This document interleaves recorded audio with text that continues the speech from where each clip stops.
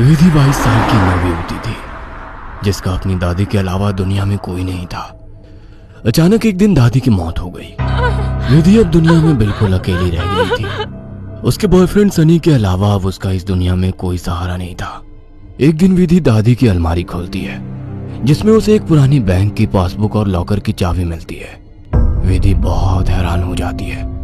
वह जानती थी दादी कितनी मुश्किलों से घर चला रही थी। फिर ऐसे में उनके पास से मिली ये लॉकर की चाबी देखकर विधि के मन में सवालों की झड़ी लग गई थी। ऐसा क्या है उस लॉकर में जिसके बारे में दादी ने उसे आज तक नहीं बताया? सवाल बहुत सारे थे जिनका जवाब ढूंढना था। दादी की डेथ सर्टिफिकेट लेकर जब वो बैंक पहुंची तो उसे दादी की लॉकर का एक्सेस मिल गया। उत्सुकतावश उसने लॉकर खोला तो उसमें सिर्फ उसे कुछ कागज दिखाई दिए। विधि कागज लेकर घर लौट आई।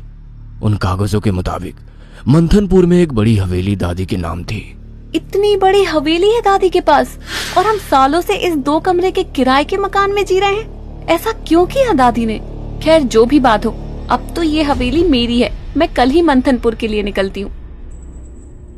अगले ही दिन वो मंथनपुर के लिए निकल गई थी। बड़ी अजीबोगरीब सी जगह थी ये। मेन रोड से हवेली की तरफ जाने वाली सड़क बिल्कुल सुनसान थी। गाड़ी तो क्या, पैदल चलता हुआ भी कोई इंसान नहीं दिख रहा था।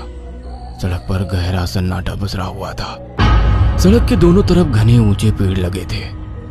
इतने पेड़ पौधे होने पर भी वहां किसी भी पक्षी का कलरव नहीं था, कोई जानवर नहीं। धीरे धीरे अंधेरा हो रहा था। सड़क किनारे लगे घने पेड़ अब जंगल की तरह दिखाई पड़ रहे थे। सड़क पर फैली खामोशी अब विधि को डरा रही थी। कुछ ही देर में वो पैदल चलते हुए हवेली तक पहुंच गई थी। हवेली काफी पुरानी दिखाई पड़ रही थी। ऐसा लगता था कि सालों से वहां किसी ने पैर ही नहीं रखा।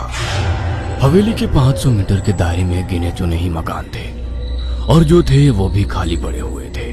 विधि के मन में कुछ अजीब सी उथल पुथल मची हुई थी।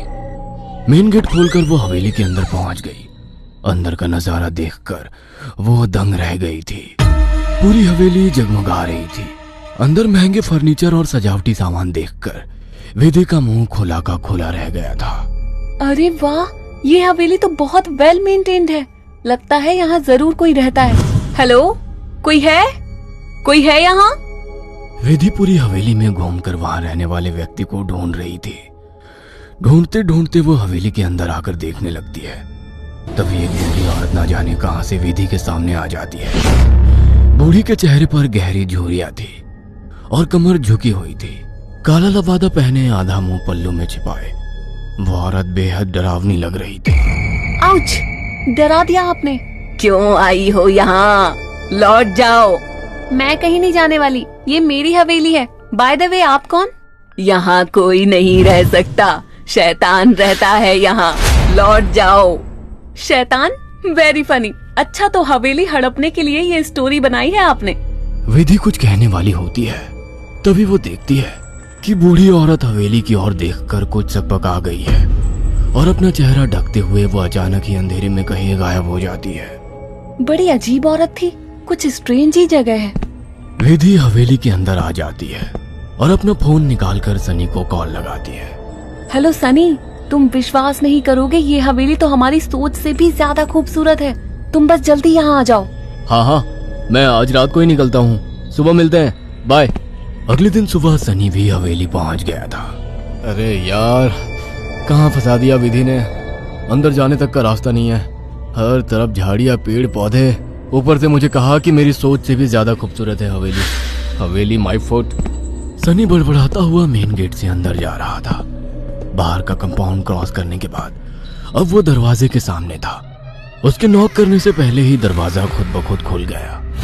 सनी हैरान रह गया था। अंदर पहुंचकर उसने देखा हॉल में कोई भी नहीं है। विधि को पुकारते हुए वो अंदर बेडरूम की ओर बढ़ गया। बेडरूम के अंदर का नजारा देखकर सनी ने दांतों तले उंगलियां दबा ली। विधि अंदर बेड पर बैठी हुई थी। उसके लंबे बाल खुले हुए थे और उसके चेहरे को ढके हुए थे। बालों के बीच से उसकी लाल खून आंखें दिखाई पड़ रही थी। दोनों हाथ और पैरों की मदद से वो बेड पर ऐसे बैठी हुई थी मानो कोई जानवर हो। उसकी खूबसूरती गुलाबी त्वचा जगह जगह से कटी थी और सफेद पड़ गई थी।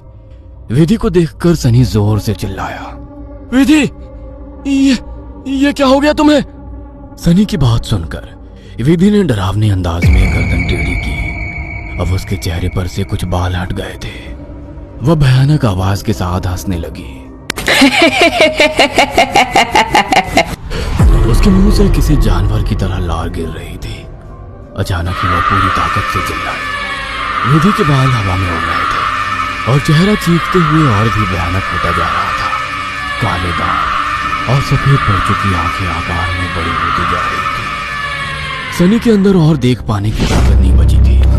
अपनी पूरी ताकत लगाकर वो कमरे से बाहर की तरफ भागा। बाहर हवेली के दरवाजे तक पहुंचा ही था कि विधि की दर्द से भरी आवाज सुनाई पड़ी। सनी, मुझे छोड़कर मत जाओ, मुझे बचा लो सनी, ये मुझे नहीं छोड़ेगा। बहुत दर्द हो रहा है, बहुत दर्द हो रहा है।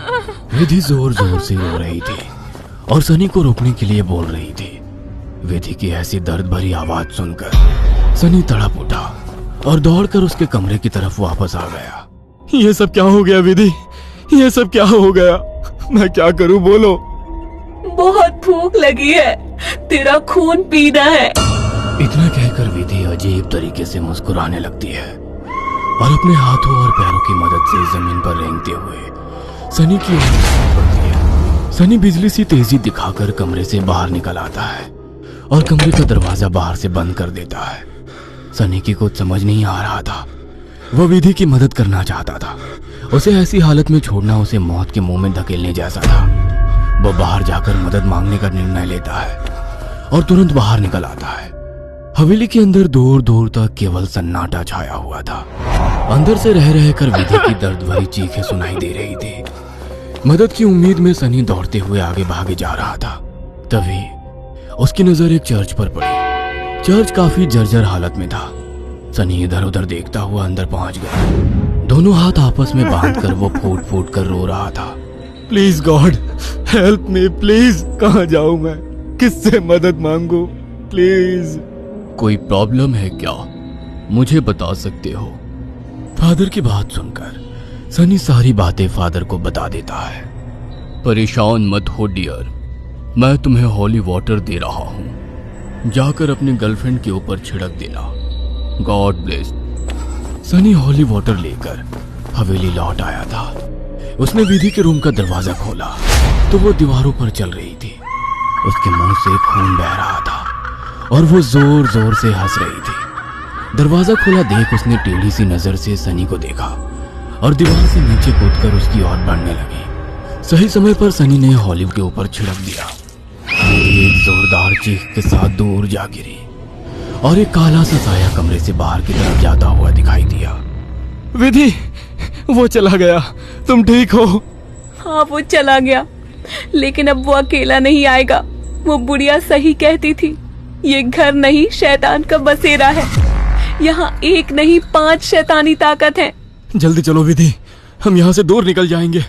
सनी विधि को सहारा देकर ले जाने लगता है। तभी विधि की आंखें पलट जाती है और वो सनी को दूर धकेल देती है। सनी जाकर दीवार में टकरा जाता है। तभी फादर वहां आ जाते हैं। मैं जानता था यहाँ एक नहीं बल्कि कई शैतान हैं जो तुम्हें नुकसान पहुंचाने की कोशिश जरूर करेंगे। तुम्हारी दोस्त पोजेस्ड है, यह आसानी से उसका शरीर नहीं छोड़ेंगे। मुझे ही कुछ करना होगा। फादर हॉली वाटर को विधि पर छिड़कते हैं जिससे कुछ पल के लिए शैतान कमजोर हो जाता है।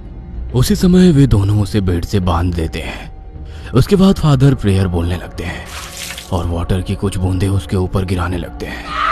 विधि पूरी ताकत लगाकर चीख रही थी। फिर कुछ देर बाद अचानक उसने चीखना बंद कर दिया। भयंकर सी आवाज में उसने कहा, ये मेरा शिकार है, तुझे क्या लगता है इसे बचा लेगा? इसके बाद विधि ने झटके से अपने दोनों हाथों पर बंधी रस्सी को खींचकर तोड़ दिया और अपने हाथों और पैरों को उल्टी दिशा में मोड़ने लगी। कट कट की आवाज के साथ उसकी हड्डियों के टूटने की आवाज आ रही थी। विधि के दिल को चीरती चीखों को सुनकर सनी की आंखों से भी आंसू बह रहे थे। फादर ने वाटर छिड़कते हुए विधि के चारों ओर एक गोला बना दिया। अब वो उस गोले से बाहर नहीं आ पा रही थी। फादर लगातार प्रेयर कर रहे थे। अचानक कड़ाक की आवाज आई और विधि की गर्दन पीछे की तरफ घूम गई। विधि का शरीर निढाल होकर जमीन पर गिर गया। सनी पागलों की तरह विधि विधि चिल्ला रहा था। फादर के लिए इस समय सनी की जान बचाना जरूरी था, इसलिए वे उसे घसीटते हुए हवेली से बाहर ले आए और दरवाजे पर वाटर छिड़क कर वहां से बाहर आ गए। सनी अभी भी जमीन पर सिर टिकाकर फूट फूट कर रो रहा था और फादर की आंखों में भी को ना बचा पाने की तकलीफ साफ दिखाई दे रही थी। अगर आपको हमारी ये कहानी पसंद आई हो तो इसे लाइक और शेयर करना ना भूलें। साथ ही ऐसी और नई कहानियों के अपडेट्स पाने के लिए हमारे चैनल अक्षु टीवी को जरूर सब्सक्राइब करें।